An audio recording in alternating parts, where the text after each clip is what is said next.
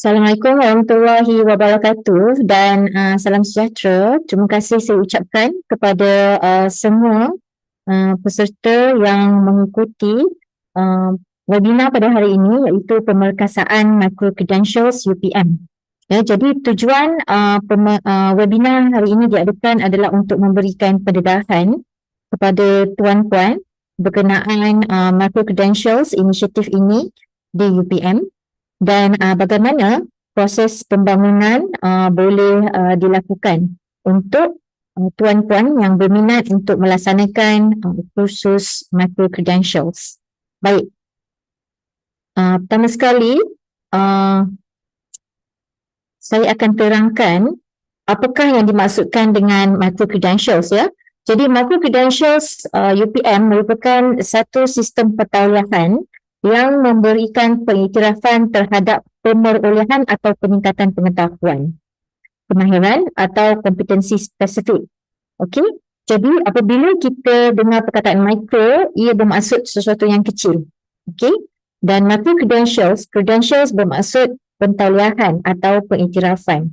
Jadi tujuan Micro Credentials diadakan ialah untuk memberikan pengiktirafan kepada usaha-usaha kecil yang dilakukan oleh pelajar dan mereka layak untuk diberikan pengiktirafan. Alright, jadi apabila kita ingin melaksanakan satu kursus Micro Credentials, kita akan mereka bentuk kursus tersebut di dalam platform Ultramove ya. Jika tuan-puan lihat di sebelah QR code di sebelah kiri bawah ini, itu adalah laman web kami untuk UPM, ultramove.upm.edu.my, di mana semua kursus Micro Credentials dikumpulkan di situ. Ya, jadi apabila kursus Micro Credentials dilaksanakan, ia bermaksud pelajar boleh mengikuti kursus tersebut dalam tempoh tertentu melalui aktiviti pengajaran dan pembelajaran yang dilaksanakan sama ada di platform fizikal ataupun dalam talian. Jadi yang dalam talian tu kita letak di Ultramove, dan yang fizikal boleh dilaksanakan secara bersemuka. Okey, dan tidak boleh tidak, sesuatu kursus Micro Credentials itu mestilah mempunyai satu kaedah penaksiran yang dapat mengukur pencapaian hasil pembelajaran atau kompetensi tertentu secara objektif. Jadi di UPM, usaha ataupun inisiatif Micro Credentials telah bermula secara rasminya pada tahun 2021, iaitu sudah kira-kira 3 tahun yang lepas ya. Okay. Sebelum kita pergi lebih mendalam tentang untuk tahu apa itu kursus Micro Credentials, pertama sekali kita mesti tahu apakah prinsip utama Micro Credentials UPM. Yang pertama sekali ia adalah berasaskan hasil atau berasaskan kompetensi, di mana sesuatu kursus yang tuan-puan ingin bangunkan, kursus Micro Credentials tersebut perlulah menawarkan hasil atau kompetensi tertentu dan ia perlulah dapat didemonstrasikan oleh pelajar atau peserta bagi tujuan penaksiran. So jika kita berikan kemahiran tertentu kepada pelajar, kompetensi tertentu di dalam kursus tersebut, pelajar yang telah mengikuti kursus tersebut perlulah boleh mendemonstrasi kompetensi yang mereka perolehi daripada kursus Micro Credential itu. Yang kedua, ia perlulah memenuhi keperluan individu. Jadi pelajar apabila mereka mengikuti kursus Micro Credential, mereka boleh mempunyai kebebasan untuk memilih modul yang menawarkan pengetahuan, kemahiran dan kompetensi. Dan jika ia boleh memenuhi keperluan individu, bermaksud ia perlulah mempunyai sesi pembelajaran yang fleksibel, ya, sesuai dengan kemampuan pelajar, keadaan mereka dan kekangan yang mereka hadapi. Dan yang ketiga, prinsip utama Micro Credential adalah memenuhi keperluan semasa dan permintaan industri.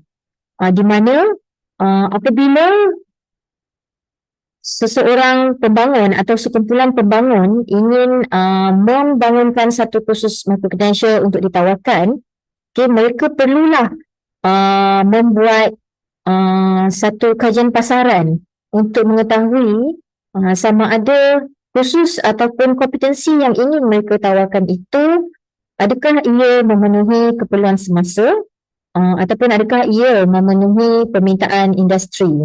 Right?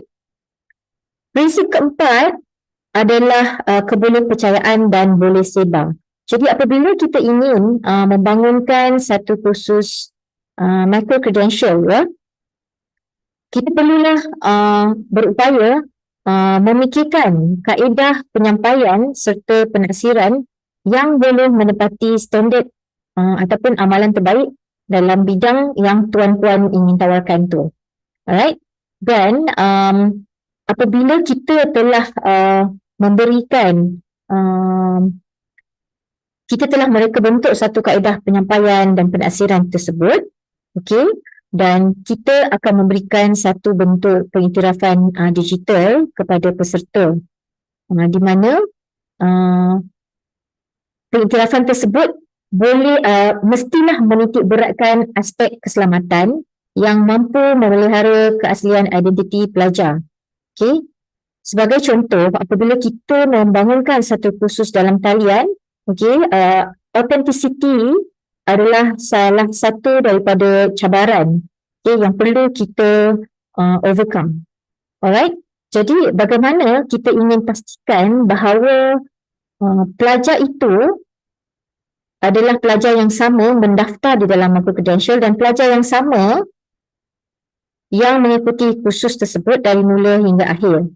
Okay? Kerana apabila sesuatu kursus itu dijalankan secara dalam talian, agak sukar ya untuk kita kenal pasti identiti pelajar. Betul ke itu pelajar yang ambil kursus tersebut? Ataupun mungkinkah orang lain yang duduk dan mengambil kursus tersebut?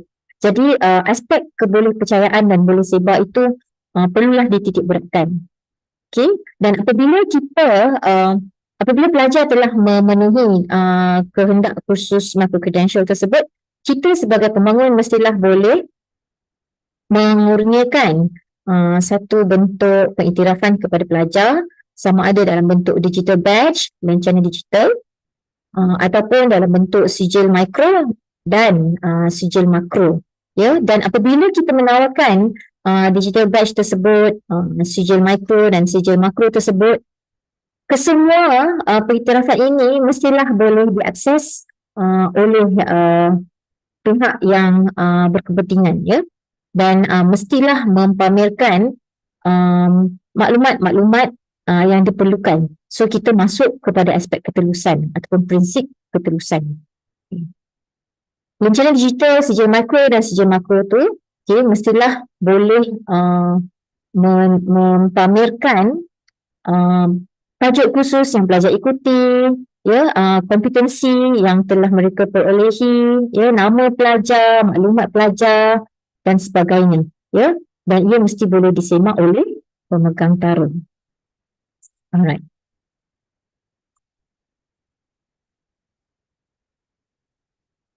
Okey. Saya ingin menarik perhatian tuan-puan kepada jenis dan sasaran kursus micro credential, ya.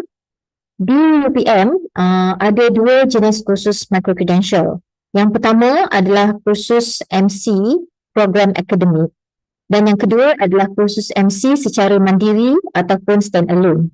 Jadi apakah itu kursus MC program akademik?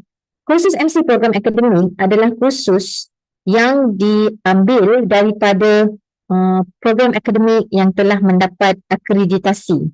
Okey, jadi sebagai contoh, kalau kita ada mengajar satu kursus secara fizikal ataupun bersemuka kepada pelajar, sama ada di peringkat bachelor ataupun di peringkat siswazah, jadi kursus tersebut boleh juga direka bentuk ke dalam bentuk micro credential, ya, dan ia bolehlah ditawarkan kepada pelajar kita juga. Jadi kursus akademik yang ditukar menjadi kursus micro credential. Saya ingin tekankan apabila satu kursus akademik itu ditukar kepada bentuk micro credential, ia tidak bermaksud kursus secara bersemuka itu perlu dimasukkan. Tidak. Ya, jadi sebenarnya ia membuka lebih banyak peluang kepada pelajar untuk mengikuti sesuatu kelas dalam mode yang berbeza, sama ada secara micro-credential dalam talian ataupun secara bersemuka. Okey. Dan yang kedua adalah kursus MC secara mandiri, iaitu stand alone. Jadi apakah itu kursus MC secara mandiri? Kursus MC secara mandiri ini menawarkan komponen hasil pembelajaran atau kompetensi mikro. Sama ada daripada kursus program akademik macam yang atas tadi, tetapi seseorang pembangun itu cuma memilih beberapa komponen sahaja ataupun beberapa topik kecil daripada kursus akademik untuk dibangunkan sebagai kursus micro-credential, tetapi ditawarkan secara mandiri, stand alone. Okay? Dan ia juga bolehlah terdiri daripada kursus-kursus yang dikenal pasti dalam disiplin atau profession tertentu. Sebagai contoh, tuan-puan ingin membangunkan satu kursus asas jahitan sebagai contoh ya, ataupun satu kursus asas membuat arca sebagai contohnya ya. Jadi itu juga boleh dijadikan sebagai kursus MC secara mandiri. Kebiasaannya apa yang kami perhatikan ya, yang menjadi trend adalah industri ingin bekerjasama dengan pakar-pakar di dalam UPM untuk membangunkan kursus micro-credential secara mandiri. Kerana industri mereka dapat mengenal pasti apakah keperluan di pasaran, keperluan kemahiran di pasaran, dan mungkin industri tersebut sendiri mempunyai kemahiran spesifik yang mereka inginkan daripada pekerja mereka. Jadi mereka bekerjasama dengan pakar-pakar di dalam UPM untuk membangunkan kursus micro-credential. Kemudian kursus tersebut ditawarkan kepada pekerja mereka sebagai contoh ya. Jadi kalau kita lihat ya, kursus MC UPM ini boleh ditawarkan kepada pelbagai jenis kumpulan peserta. Ia tidak terhad kepada pelajar di dalam UPM sahaja. Ya. Tetapi bagi kursus akademik, MC dari program akademik, okay, mereka pelajar dalam UPM boleh mengikuti kursus ini. Okay, kerana ia memberikan kelayakan formal dan pelajar perlu mendaftar di SMP untuk mengikuti kursus tersebut. Okay. Dan yang kedua ialah industri ya, peserta dari industri, kerana ada industri yang inginkan peningkatan kemahiran dalam kalangan pekerja mereka seperti yang saya terangkan sebentar tadi, dan akhirnya kepada masyarakat awam yang ingin mengikuti mana-mana kursus yang mereka minati sebagai pembelajaran sepanjang hayat. Alright. Apabila kita bercerita tentang micro-credential, ada satu konsep yang perlu kita fahami, iaitu model timbunan ataupun di dalam bahasa Inggeris ia dipanggil sebagai stacking model. Jadi model timbunan ini, okay, jika sesuatu kursus MC itu dibangunkan untuk kursus akademik, maka ia boleh mengambil kira dasar pindah kredit UPM dan dasar pindah kredit MOOC bagi membolehkan pelajar meneruskan laluan pengajian mereka secara berterusan.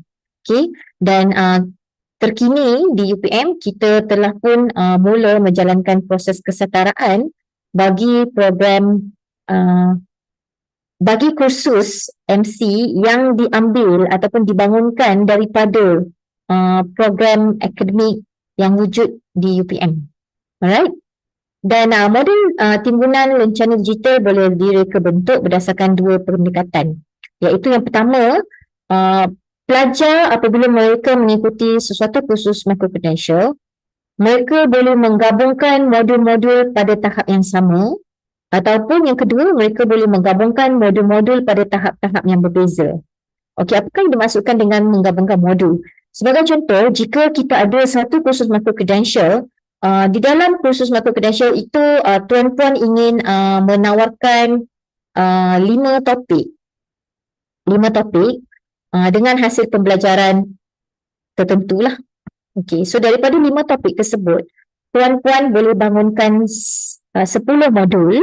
Kemudian tuan-puan boleh memberikan kebebasan kepada pelajar untuk memilih mana-mana 5 modul, okey, untuk mendapat lencana digital, kemudian mereka boleh convert lencana digital tersebut kepada satu sijil mikro. Okey. So itu adalah salah satu cara yang tuan-puan boleh lakukan. Okey. Sekarang ni mari kita lihat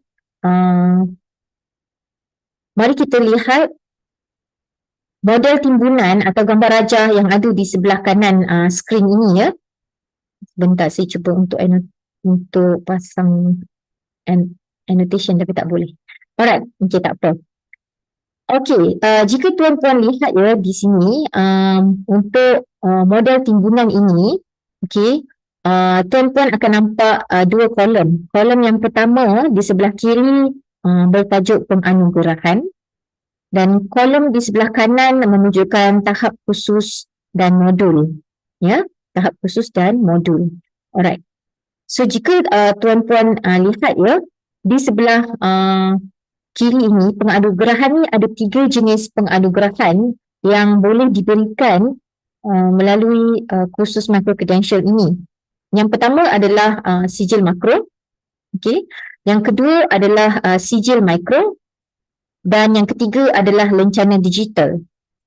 Jadi sekecil-kecil penganugerahan yang diberikan melalui micro credential adalah lencana digital. Okay.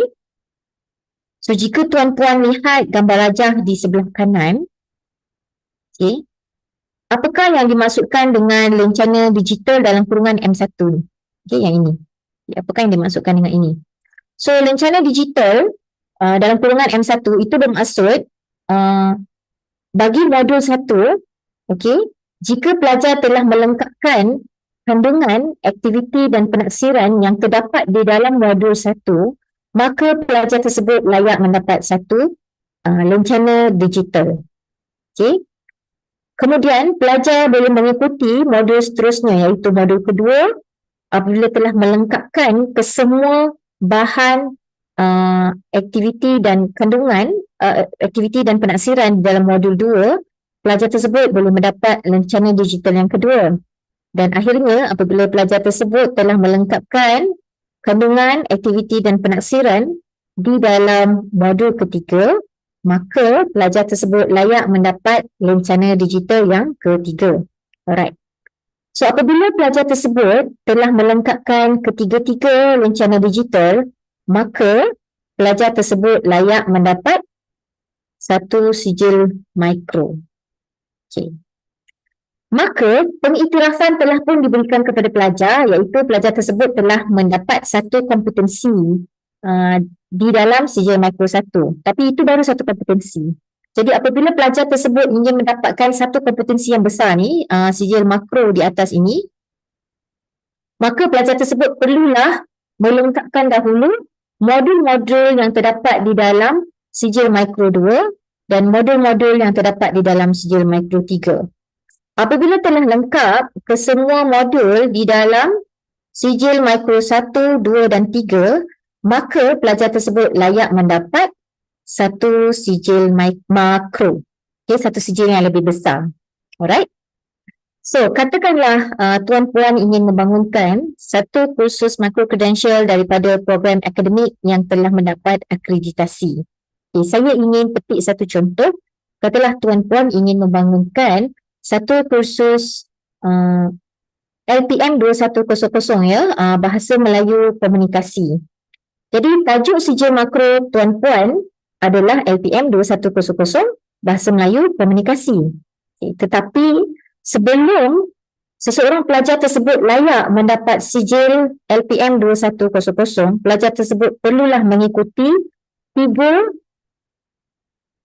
kursus mikro untuk mereka mendapatkan 3 sijil mikro tersebut. Okey.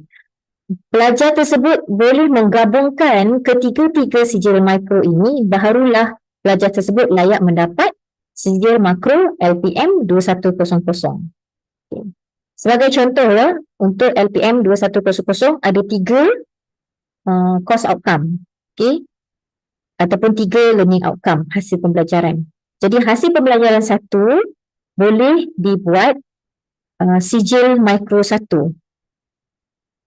Hasil pembelajaran kedua boleh dibuat sijil mikro 2 dan hasil pembelajaran 3 boleh dibuat sijil mikro 3.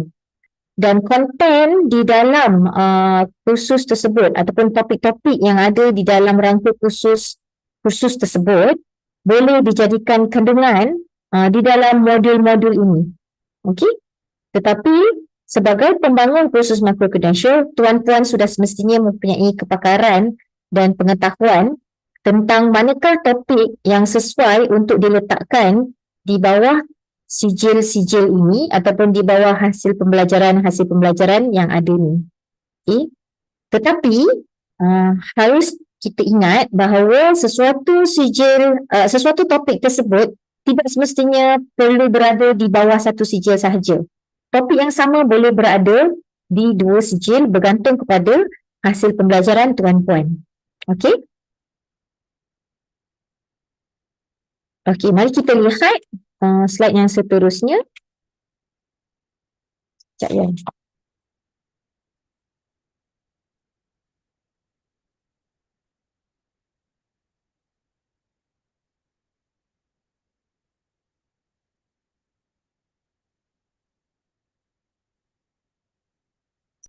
Okey. Alright.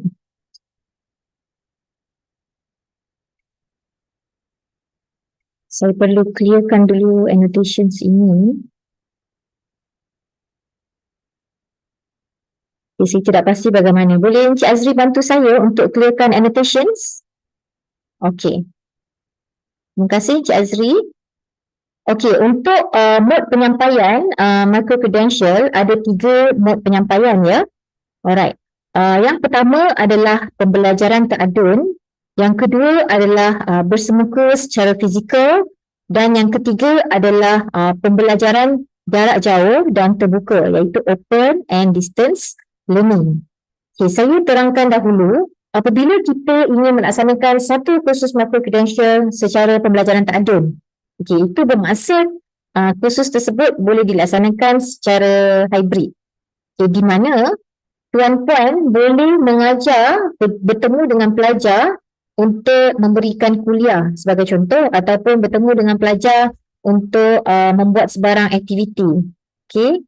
Tetapi tuan-puan juga boleh melaksanakan penaksiran secara dalam talian ataupun vice versa. Maksudnya pengajaran konten secara dalam talian kemudian penaksiran dibuat secara bersemuka. Maka itu dikira sebagai mode penyampaian pembelajaran teradun. Okey. Yang kedua adalah mode penyampaian bersemuka secara fizikal. Ini bermaksud tuan-puan boleh melaksanakan kursus micro-credential fully face to face. Okey, tidak perlu dijalankan secara dalam talian. Okey. Ini biasanya berlaku kalau kita ingin melaksanakan satu bentuk latihan ya kepada pelajar ya, maka kita boleh bentuk latihan ataupun kompetensi yang kita ingin laksanakan di dalam satu bilik darjah. Okay, contohnya asas memasak ya. Jadi mereka perlukan aktiviti secara fizikal ya, tetapi ia tetap boleh dilaksanakan dalam secara micro-credential. Ini bermaksud apabila pelajar telah mencapai satu kompetensi tertentu, tuan-puan boleh mengurniakan satu lencana digital kepada pelajar tersebut. Dan dalam modul seterusnya di dalam satu kursus tersebut, apabila pelajar telah melengkapkan modul yang kedua, maka pelajar tersebut layak mendapat satu lagi lencana digital yang kita boleh kumpulkan di dalam platform Putramook. Tetapi deliverynya adalah secara fizikal. Okey. Kemudian yang ketiga yang bentuk micro-credential ataupun mode penyampaian yang boleh dilaksanakan untuk micro-credential adalah pembelajaran jarak jauh dan terbuka. Ini bermaksud kursus tuan-puan itu adalah fully online, okey, 100% online dan pelajar tuan-puan boleh berada di mana-mana sahaja dan boleh datang dari mana-mana negara. Okay? Bukan sahaja di dalam Malaysia, tetapi juga dari luar negara. Itu adalah pembelajaran jarak jauh dan terbuka. Okay. Yang ini memang full online, kita akan record lencana digital dan sebagainya dalam talian. Alright.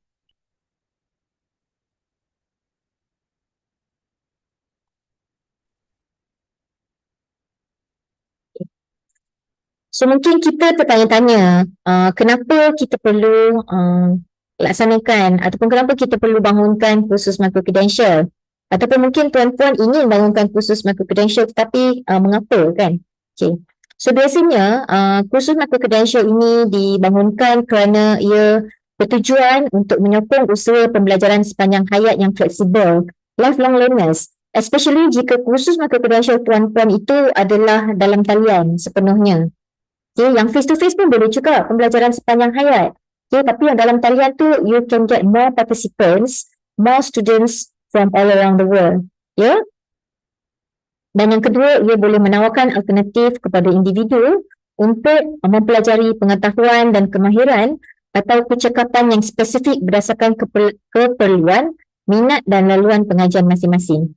So for some people, mereka mengikuti kursus micro credential untuk topik tertentu kerana mereka minat. Untuk some people pula, mereka mengikuti satu kursus micro credential tu kerana ia adalah keperluan pekerjaan mereka. Ya, jadi ada macam-macam jenis latar belakang lah pelajar yang boleh mengikuti kursus micro credential ni. Okay.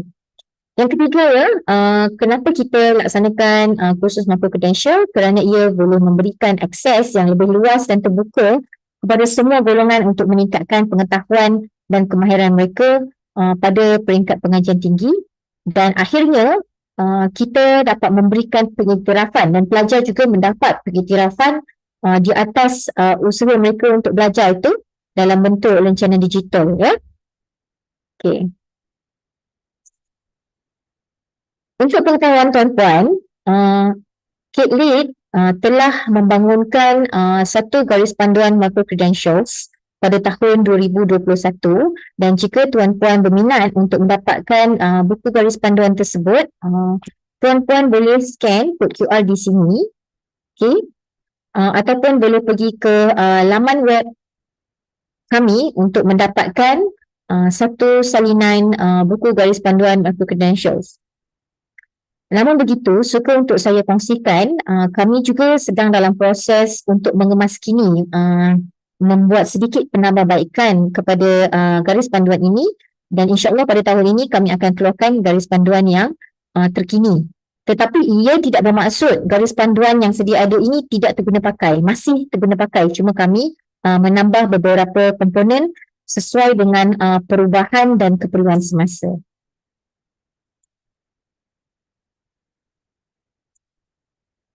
Okay.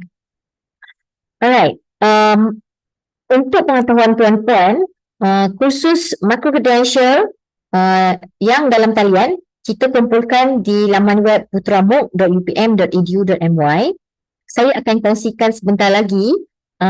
Saya akan bawa tuan-puan ke dalam platform tersebut dan akan tunjukkan apa kursus-kursus yang kita dah ada dan bagaimana rupa kursus micro credential tersebut. Alright. Baik. Berikut saya kongsikan ya, carta alih pembangunan kursus micro credential mandiri. So kita ada dua jenis tadi. Yang pertama adalah mandiri dan yang kedua adalah akademik. Jadi saya terangkan dahulu yang mandiri ya. Apabila tuan-puan ingin melaksanakan satu kursus micro credentials mandiri, okey, tuan-puan perlulah mengenal pasti aspek penting untuk kursus micro credential tuan-puan. Sebagai contoh, kajian pasaran ya, kenapa adanya keperluan untuk tuan-puan bangunkan kursus ini, kerana concern kebanyakan pembangun ialah adakah akan ada takers ya. Okay, dan sudah semestinya tuan-puan perlulah menjelaskan apakah keunikan kursus micro credential tuan-puan berbanding kursus lain yang sedia ada ya. Dan antara perkara lain yang perlu tuan-puan rancang adalah hasil pembelajaran, sasaran pelajar, mod penyampaian dan modal timbunan. Seperti mana yang saya tunjukkan tadilah, berapa banyak lencana digital yang perlu ada ya.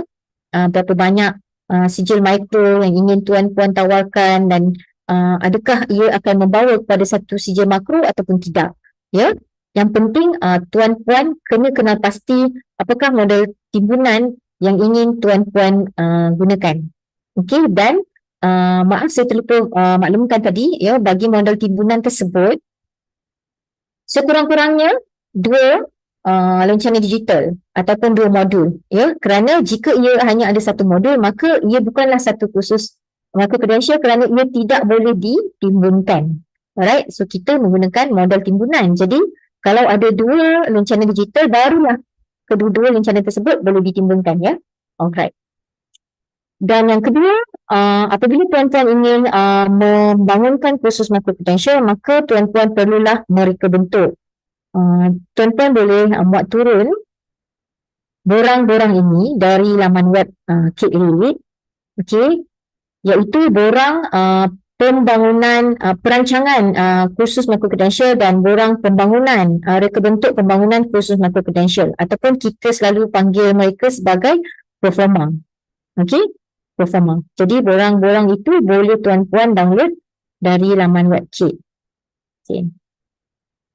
Apabila tuan-puan telah selesai buat turun borang tersebut, tuan-puan isi ya, kami boleh membantu ataupun memberikan bimbingan kepada tuan-puan bagaimana untuk mengisi borang-borang tersebut.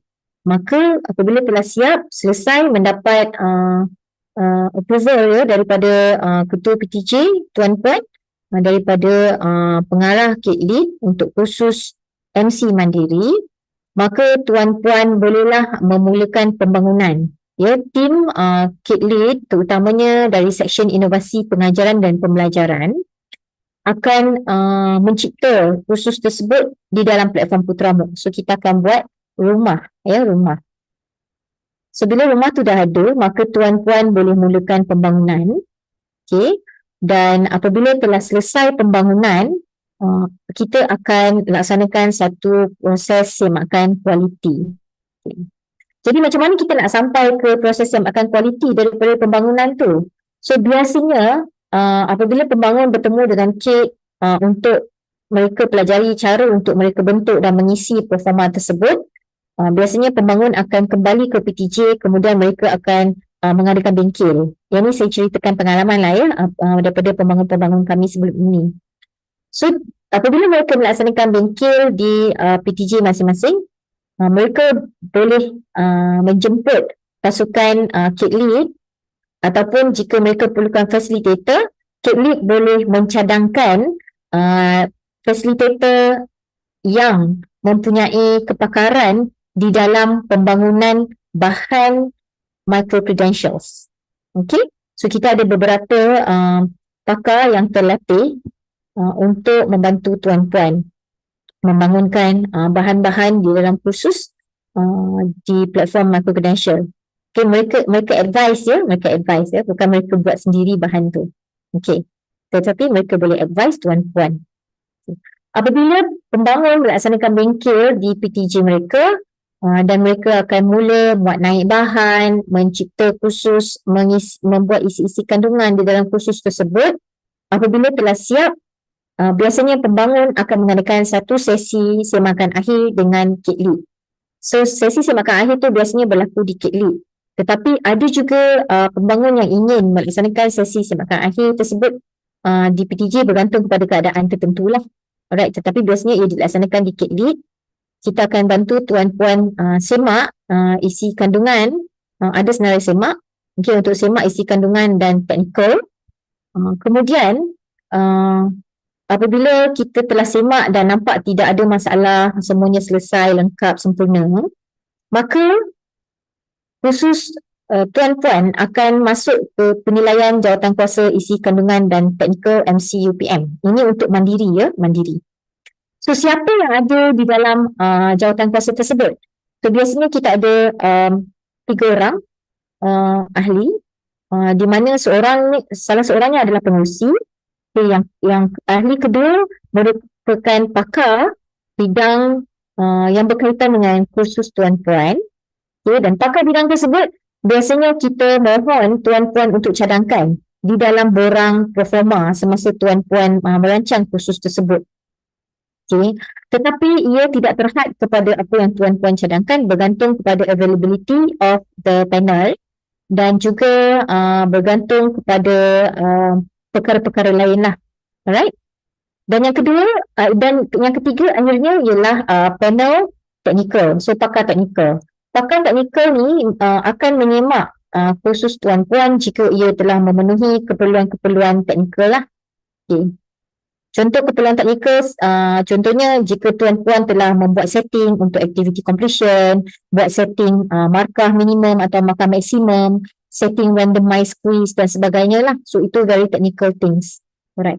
Apabila tuan-puan telah selesai dan lulus kursus tersebut di penilaian jawatankuasa isi kandungan dan teknikal MCUPM, maka tuan-puan bolehlah memulakan penawaran. Okay. Sebelum kita mulakan penawaran, biasanya kita akan siapkanlah lencana digital, sijil tamat, ya. Kita akan bantu mempromosi kursus MC tuan-puan kepada kumpulan sasaran. Kita akan bantu buat flyers dan sebagainya, dan tuan-puan juga boleh edarkan kepada kumpulan sasaran tersebut, melantik pengajar bagi kursus MC dan melaksanakan pengajaran, menaksir perjalanan pelajar dan penganduperahan. So ini ialah tugas pembangun lah, nombor 3 dan 4. Alright. Akhirnya adalah proses pemantauan dan pelaporan lah. Yang ini berada di peringkat kami di Kit Lead, di mana kami boleh membantu tuan-puan untuk merekod pelaksanaan kursus di peringkat fakulti atau pusat atau sekolah. Kami juga boleh membantu tuan-puan untuk merekod penilaian pelaksanaan kursus. Dan jika tuan-puan ingin melaksanakan CQI, ya, membuat penambahbaikan yang berterusan ke atas kursus MC tuan-puan, kami juga sedia membantulah, okay, untuk memberikan akses kepada tuan-puan. Dan apabila telah ada pelajar yang telah menamatkan kursus MC tuan-puan, maka kami akan membantu juga membuat makluman warta penganduperahan kepada senat dan bahagian akademik. Alright. So ini adalah bagi kursus micro-credential mandiri. So it's quite flexible, it's quite straightforward, dia simple. Okay. Tetapi saya ingin menarik perhatian tuan-tuan kepada proses kesetaraan apabila kursus MC akademik ingin ditawarkan. Okey. So bagaimana untuk tuan-puan bangunkan dan seterusnya menawarkan kursus MC akademik? Ya, sebenarnya telah banyak kami terima demand untuk kami bukakanlah, kami ciptakan kursus-kursus MC akademik. Okay, daripada pesyarah-pesyarah dari seluruh PTJ dalam UPM ni, ya, untuk mereka bangunkan kursus MC akademik. Okay. Jadi apa yang perlu tuan-puan lakukan? Yang pertama adalah mengisi dan mengesahkan borang perancangan dan reka bentuk kursus MOOC atau MC. Untuk borang ini, ia ada borang khas. Dia tak sama dengan borang mandiri. Ya. Borang mandiri lain, borang mandiri lain, borang akademik lain. Ya. Jadi jika tuan-puan lihat di laman web kami, ya, ia berbeza. Okay. Apabila telah mendapat pengesahan di peringkat jabatan dan fakulti, okay, maka tuan-puan perlulah mendapatkan pengesahan tersebut, okay, pengesahan menggunakan borang perancangan dan reka bentuk kursus MOOC MC berdasarkan rangka kursus berakreditasi, mendapatkan pengesahan di peringkat JKK-KU atau JKK PSU jika ia untuk seswazalah, jika ia untuk bachelor, dan JKK KU. Okay. Untuk mendapatkan pengesahan ini, tuan-puan perlu menyediakan dokumen sahaja, belum lagi di peringkat dah siap isi kandungan di platform Putra MOOC, belum lagi. Jadi apabila tuan-puan sediakan dokumen, okay, tuan-puan perlu menyediakan borang reka bentuk tadi tu dan borang perancangan, okay, bersekali dengan rangka kursus yang tuan-puan bangunkanlah, rujukan tuan-puan tu. So jika rangka kursus LPM 2100, okay, tuan-puan sediakan rangka kursus tersebut bersekali dengan Borang Perancangan Makrokudensial bagi kursus itu. Okay. Apabila telah mendapat pengakuan pengerusi JKK-KU atau JKK-KPSU, maka tuan-puan bolehlah datang bertemu dengan seksyen Inovasi Pengajaran dan Pembelajaran IPP, okay, untuk memulakan pembangunan kursus tuan-puan. Jadi di sini adalah peranan saya lah dan pasukan IPP di Kit Lead, okay, yang warna hijau ni. Alright. So apabila tuan-puan ingin bangunkan isi kandungan kursus MUMC, so tuan-puan boleh bertemu kami akan mulakan, kami akan create kursus tersebut, ya, dan tuan-puan boleh buat bengkel dan kami boleh, jika dijemput, kami akan pergi ke bengkel tersebut untuk membantu tuan-puan.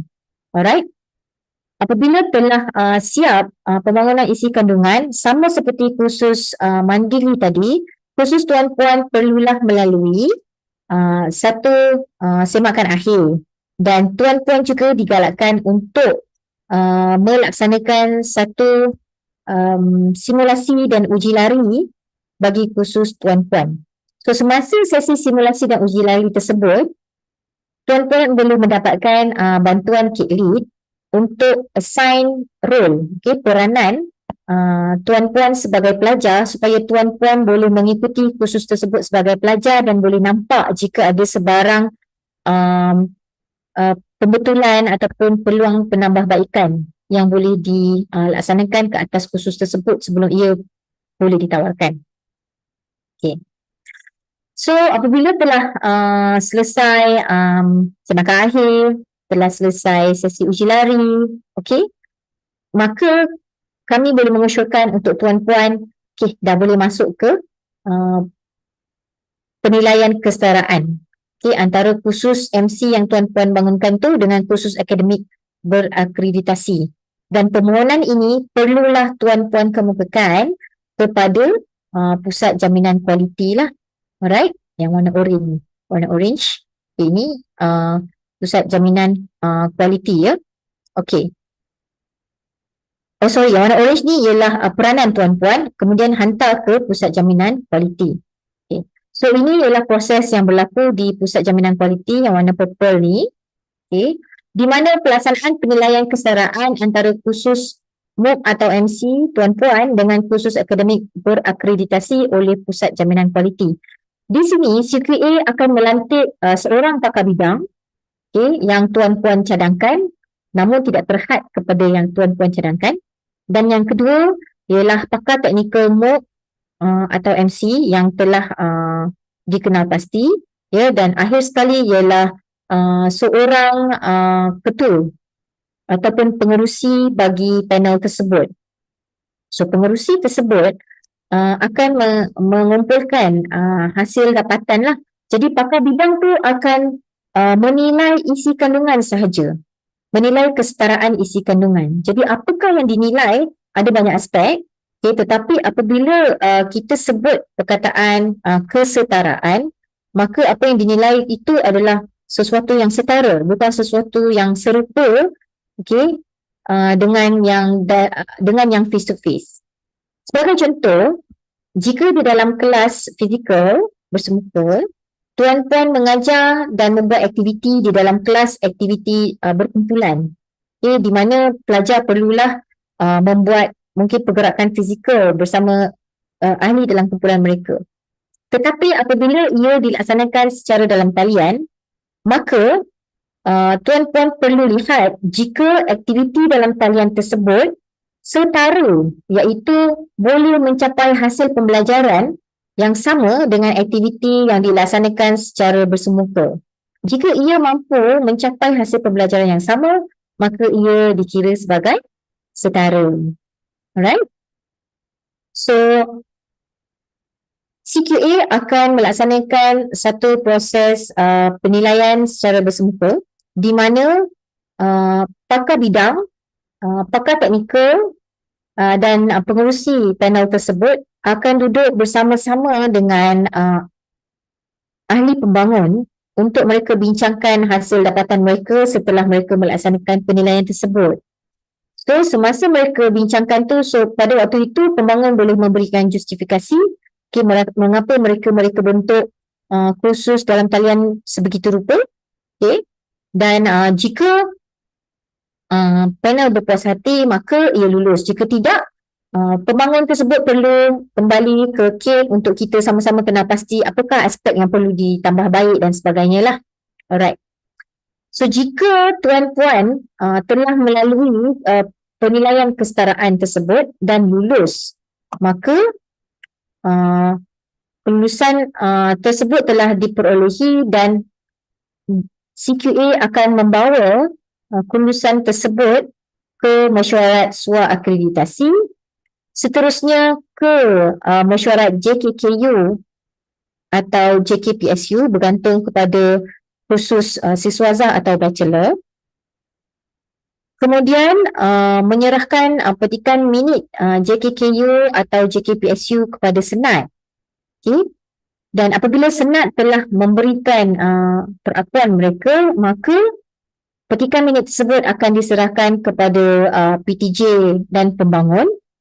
Dan bermaksud kursus tersebut telah setara dan sesuai dan sedia untuk ditawarkan kepada bakal-bakal pelajar tuan-puan. Alright, sesi tersebut, keseluruhan proses tersebut dikira tamat dan tuan-puan bolehlah memulakan penawaran kursus. Okay.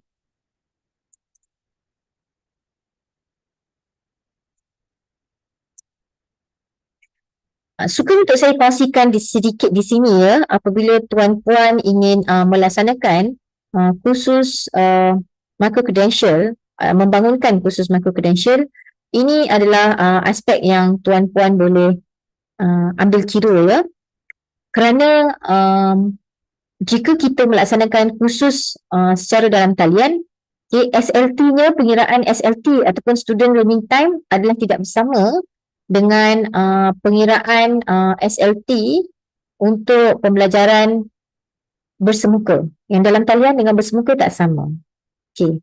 Saya terangkan sedikit apakah yang dimaksudkan dengan aktiviti ini, apakah yang dimaksudkan dengan SLT bersemuka, SLT dalam talian dan SLT kendiri bagi setiap aktiviti yang disenaraikan ini. Okay. Sebagai contoh, jika tuan-puan melaksanakan interaksi atas talian secara segera, sinkronis ya. Okay, contohnya tuan-puan buat kuliah, tutorial, perbincangan di Zoom, aplikasi Zoom ataupun Google Meet ataupun Microsoft Teams atau apa-apa saja platform video conferencing. Maka SLT bersemuka jika tuan-puan laksanakan selama 1 jam, SLT dalam talian juga adalah 1 jam sebab masa kita bertemu dengan pelajar tu sama lama, sama durationnya sama banyak. Okay, 60 minit, 60 minit. Tetapi tuan-puan perlu mengambil kira SLT kendiri pelajar adalah 120 minit. 2 kali ganda daripada SLT secara bersemuka. So, pengiraan SLT ini adalah berdasarkan e-learning guidelines for Malaysia Higher Education Institution ya, dari JPT dan juga berdasarkan buku panduan yang disediakan oleh KITLIT lah, ada rujukan di bawahnya, nombor 1 dan nombor 2 di bawah. Okay, tuan-tuan juga boleh mendapatkan buku tersebut di laman web kami. Alright, bagaimana pula dengan interaksi atas talian secara tidak segera? Okay, contohnya, jika tuan-puan telah membuat satu rakaman video, tuan-puan membuat satu rakaman audio atau podcast, okay, dan tuan-puan upload ke dalam Putra Mode, okay, iaitu kursus micro-credential tuan-puan. Jika SLT bersemukanya adalah 1 jam, okay, tetapi SLT dalam talian secara tidak segera, okay, tidak sama dengan SLT secara bersemuka. Apakah yang dicadangkan oleh e-learning guidelines for Malaysia Higher Education Institution? Okay, jika SLT dalam talian, satu video yang berdurasi 10 minit adalah bersamaan dengan SLT bersemuka selama 1 jam. Okay, bermaksud tuan-puan boleh memuat naik satu video yang yang pendek sahajalah, yang tak perlu terlalu panjang, yang berdurasi 10 minit. Okay. Kenapa ia hanya 10 minit? Sedangkan kalau bersemuka ia adalah 1 jam. Alright. 10 minit ini mengambil kira masa yang diperlukan untuk pelajar fahami konsep yang disampaikan di dalam video tersebut. Okay. Fahami, cuba untuk tengok semula video tersebut. Mungkin mereka akan ulang tengok, mungkin mereka akan ulang di bahagian-bahagian tertentu untuk mereka lihat sekali lagi, untuk mereka fahamkan lagi. Ya, 10 minit adalah bersamaan dengan SLT bersemuka 1 jam. Okay. Dan 10 minit video adalah bersamaan dengan SLT kendiri 20 minit. Begitu juga dengan aktiviti berasaskan media, pengiraannya adalah sama. Contohnya, tuan-puan memuat naik satu video perakam, audio, simulasi, animasi, ya. Jika ia adalah 10 minit, ia bersamaan dengan SLT 1 jam dan 20 minit bagi SLT kendiri. Bagaimana pula dengan menelaah bahan bacaan dalam talian? Contohnya, tuan-puan berikan nota kuliah, bahan bacaan di laman sesawang tertentu yang di luar daripada putera. Boleh? Okey, so tuan-puan perlu kira SLT-nya begini. Okey. Satu muka surat atau satu paparan skrin, okey, biasanya pelajar ambil masa 3 hingga 5 minit untuk baca. Ya. Dengan kelajuannya lebih kurang 180 patah perkataan setiap minit. Okey. Tetapi tuan-puan perlu ambil kira SLT kendirinya adalah 6 hingga 10 minit bagi setiap muka surat. So, contohlah, tuan-puan berikan satu jurnal untuk pelajar baca. Okay, dan jurnal tersebut adalah 10 muka surat. Maka SLT-nya adalah 60 minit jika tuan-puan mengambil yang minimum ini. Okay. Alright. So, mari kita lihat bagaimana pula dengan aktiviti pembelajaran secara kolaboratif atau pembelajaran berdasarkan masalah problem-based learning. So, biasanya untuk aktiviti ini, pelajar akan bekerja di dalam kumpulan, ya. Dan jika kita buat secara bersemuka, mungkin kita boleh laksanakan dalam tempoh 1 jam. Tetapi jika aktiviti tersebut dilaksanakan secara dalam talian, tidak segera, maka SLT-nya adalah 1 hingga 2 jam bergantung kepada jenis aktiviti yang tuan-puan sampaikan. Okay. Kenapa pelajar memerlukan lebih daripada 1 jam? Okay. Pelajar perlukan lebih daripada 1 jam kerana kita perlu mengambil kira masa yang pelajar akan gunakan untuk menghubungi rakan mereka, untuk mereka set masa bertemu di luar waktu kuliah, ya, mungkin mereka ingin bertemu di tempat lain. So, mereka perlukan lebih masa untuk organize pertemuan tersebut dengan rakan-rakan mereka. Dan SLT kendirinya yang dicadangkan adalah 2 jam. Okay. Dan begitu juga dengan penaksiran, jika tuan-puan berhasrat memberikan satu kuis ataupun tugasan ataupun peperiksaan kepada pelajar, okay, jika bersemuka mungkin tuan-puan boleh laksanakan dalam 1 jam, tetapi SLT dalam talian adalah 2 jam. Tetapi bagi penaksiran ni mungkin ada sedikit perbezaan lah, ya. So, sesetengah pesyarah mereka suka untuk berikan kuis dalam tempoh masa yang singkat. Tetapi mungkin soalannya tak banyak. Tetapi mereka beri kuis dalam tempoh masa yang singkat kerana tidak mahu pelajar ada masa lebih untuk pergi cari jawapan. Ya, contohnya satu soalan pesyarah tersebut set dalam puteramuk tu, pelajar perlu jawab dalam tempoh 1 minit. Contohnya, contoh. Okay. Jadi mungkin tempoh peperiksaan tu lebih pendek berbanding yang bersemuka. Namun begitu, suka untuk saya ingatkan tuan-puan bahawa SLT ini bergantung kepada pesyarah tersebut. Kerana hanya tuan-puan yang tahu kandungan bahan aktiviti dan penaksiran tersebut perlukan masa yang banyak ke ataupun mungkin perlukan masa yang kurang untuk pelajar laksanakan. Mungkin jika kita lihat mungkin aktivitinya hanya satu tetapi soalannya susah. Jadi SLT-nya mungkin lebih.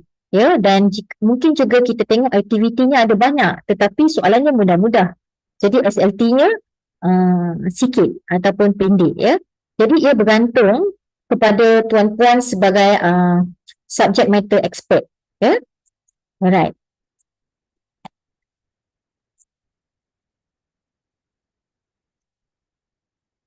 Okey, seperti yang saya maklumkan tadi, pengajaran dan pembelajaran dalam talian secara asasnya berbeza dengan pengajaran dan pembelajaran secara bersemuka. Di manakah perbezaan tersebut? Yang ni semua kita perlu ambil kira untuk kita bangunkan kursus micro credential dalam talian ataupun dalam mod penyampaian ODL tadi. Ya. So, jika dalam kelas pembelajaran boleh berlaku secara segera, tetapi jika dalam talian pembelajaran tersebut boleh berlaku secara tidak segera, di mana kita tidak semestinya bertemu pelajar pada satu masa tertentu di mana semua orang akan berjumpa. Okey? Dan dengan itu, perkara itu perlu diambil kira lah, tidak segera. Bila tidak segera, banyak arahan yang diperlukan untuk membolehkan seseorang pelajar itu tahu apa yang mereka perlu lakukan di dalam kursus tersebut. Okey. Yang kedua, apakah peranan kita sebagai pembangun ataupun pensyarah ya? So di dalam kelas, kita boleh jadi orang yang menyampaikan ilmu dan kita juga boleh jadi orang yang memudah cara pembelajaran. Kita facilitate our students learning. Tetapi apabila pembelajaran tersebut adalah fully online dalam talian, maka kita perlulah memainkan peranan sebagai facilitator, pemudah cara pembelajaran. Okay. So, di situ kita dapat lihat di mana kebanyakan aktiviti dalam talian yang asynchronous, yang peranan kita adalah sebagai facilitator, kebanyakan aktivitinya adalah student led berbanding dengan face to face, di mana face to face boleh berlaku teacher led and student led. Sometimes student led but they have questions so they can ask the lecturer boleh jawab, lecturer boleh guide what to do, ya. Jadi bila sepenuhnya dalam talian, kita berfungsi sebagai kita memainkan peranan sebagai pemudah cara pembelajaran. Okay. Seterusnya adalah interaksi ya. Apabila kita membuat kursus micro credential, perlunya interaksi di dalam kursus tersebut. Di mana ada interaksi antara pelajar dengan bahan. Maksudnya kenalah ada bahan yang disediakan. Mungkin juga ada interaksi pelajar dengan pelajar di mana tuan-puan sebagai pembangun kursus mereka bentuk kursus tersebut yang memerlukan interaksi antara pelajar dengan pelajar. Okay? Dan akhirnya interaksi antara pelajar dan pengajar. Adakah tuan-puan memberikan peluang kepada pelajar untuk berinteraksi dengan tuan-puan di dalam kursus tersebut? Adakah senang ataupun adakah mudah untuk pelajar hubungi tuan-puan? Adakah option tersebut disediakan di dalam kursus itu? Okay, yang tu perlu diambil kira. Okay. Dan apabila kursus itu dijalankan dalam talian, student led, tidak segera, fungsi kita pula sebagai pemudah cara, maka seseorang pelajar yang mengikuti kursus micro credential perlulah mempunyai disiplin dan motivasi kendiri. Mungkin kita rasa itu bergantung kepada pelajar tu. Tetapi sebenarnya kita ada peranan ya di dalam kursus MC tersebut yang mana kita boleh memberikan motivasi kepada pelajar supaya mereka dapat meneruskan pembelajaran mereka secara dalam talian di kursus MC tuan-puan. Seterusnya, perlunya ada pengukuran prestasi. Ini adalah satu perkara yang perlu dititik beratkan kerana ia berkaitan dengan penaksiran ya. So penaksiran dalam talian berbeza dengan penaksiran secara bersemuka. Okay. Tetapi ada cara yang tuan-puan boleh lakukan. Sebagai contoh boleh menggunakan alternative assessment untuk pelajar. Boleh juga guna MCQ, tidak ada masalah ya. Dan tuan-puan boleh juga membuat penaksiran lain. Okay. Dan akhir sekali, perbezaannya adalah apabila kursus MC dijalankan secara dalam talian, maka perlunya untuk tuan-puan melaksanakan semakan teknikal. Sebagai contoh, tengok video tu loading ke tidak. ada tak butang? Jika ada butang, adakah link tersebut berfungsi ataupun link tu broken, perlu diperbaiki? Okey. Tuan-tuan perlulah menyemak ejaan, size font dan sebagainya lah. Alright. Itu pengajaran dan pembelajaran dalam talian berbanding dengan pengajaran dan pembelajaran secara bersemuka. So, untuk saya kongsikan di sini, satu table perbezaan yang saya perolehi daripada UO People, laman web yang saya ada senaraikan di bawah tu, okey, di mana mereka membezakan pembelajaran bersemuka dengan pembelajaran dalam talian. Ya. So pembelajaran dalam secara bersemuka mungkin persekitarannya pasif dan mereka berjumpa secara bersemuka. Persekitaran itu pun boleh jadi aktif juga, mungkin bergantung kepada peranan pesyarah tersebut. Tetapi dalam talian, pembelajaran tersebut mestilah kita sebagai pembangun mesti memastikan ia aktif dan ia boleh dilaksanakan walaupun dengan ketiadaan kita, iaitu secara asinkronis. Okey. Jika dari segi bacaannya, mungkin kita boleh memberikan buku teks dan bahan-bahan tradisional lah yang konvensional kepada pelajar kita. Tetapi apabila kita dalam taliannya, kita boleh memberikan pelajar bahan-bahan lain seperti URL, laman web, memastikan ada online discussion berlaku, perbincangan dalam talian, memastikan berlakunya interaksi pelajar dengan pelajar. Jadi banyak benda yang boleh berlaku di situ. Bagaimana pula dengan course pace Course pace, kalau dalam talian biasanya pengajar tu akan set the pace. Berapa lama kelas ini akan berlangsung dan apakah bagaimana kita nak pembelajaran tersebut berlaku? Adakah laju ataupun adakah slow? Adakah we want to take our time step by step? Okay. Tapi apabila dalam talian, tuan-tuan perlu set awal-awal kerana pelajar yang akan set pace mereka. So, aktiviti yang tuan-tuan set di dalam kursus MC tersebut perlulah membolehkan pelajar tersebut set pace mereka. It should be flexible lah. Jadi sebagai contoh, satu kursus satu credential, mungkin seorang pelajar tu boleh habiskan satu sijil mikro dalam masa 8 jam. Satu hari, daripada pagi sampai petang, dia duduk depan PC dia buat boleh siap. Tetapi ada juga pelajar yang mungkin mengambil masa seminggu, 2 minggu. Mungkin juga ada pelajar yang mengambil masa setahun untuk menyiapkan kursus micro credential kerana ia bersifat fleksibel. Pelajar boleh ambil pada bila-bila masa dan mereka boleh mendapat pengiktirafan tersebut pada bila-bila masa juga. Tidak terikat dengan sistem semester. Okey. Bagaimana pula dengan discussion Jika face to face kita nak berlaku discussion in person, instructor lab, pesyarah yang akan initiate discussion tersebut tetapi dalam talian discussion berlaku dalam bentuk penulisan. Mungkin tuan-puan letak forum untuk pelajar berbincang sesama mereka post satu posting di dalam forum, kemudian rakan-rakan mereka respon kepada posting tersebut. Okey, dan ia banyak dikendalikan sendiri oleh pelajar. Okey, begitu juga dengan assessment. Kalau face to face kita boleh buat satu sesi peperiksaan di dewan atau bilik darjah, tetapi dalam talian tuan-puan boleh meletakkan masa, set masa untuk tarikh tertentu, waktu tertentu baru pelajar boleh akses peperiksaan tersebut. Dan tuan-puan boleh menggunakan randomized questions, boleh menggunakan bank soalan. Mungkin tuan-puan ada 30 soalan peperiksaan, tetapi tuan-puan sediakan 60 soalan di dalam bank supaya soalan tersebut randomized dan pelajar tidak boleh meniru jawapan rakan-rakan mereka kerana mereka akan menerima soalan yang berbeza pada waktu yang sama. Tidak dapat soalan yang sama. Okey.